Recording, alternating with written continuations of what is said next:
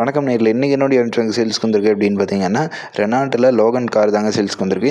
இந்த வண்டியோட full sales பார்க்க முடியும். சப்ஸ்கிரைப் பண்ண வீடியோ பார்த்துருந்தீங்கன்னா சப்ஸ்கிரைப் பண்ணிட்டு பாருங்கள். இப்போ அவங்க வீடியோக்குள்ள போகலாம். இந்த வண்டியோட மாடல் அப்படின்னு பார்த்தீங்கன்னா 2008 மாடலுங்க. இந்த வண்டிக்கு ஓனர் அப்படின்னு பார்த்தீங்கன்னா 3rd ஓனர் வண்டிங்க. இந்த வண்டிக்கு இன்ஜின் பார்த்தீங்கன்னா பெட்ரோல் இன்ஜினுங்க.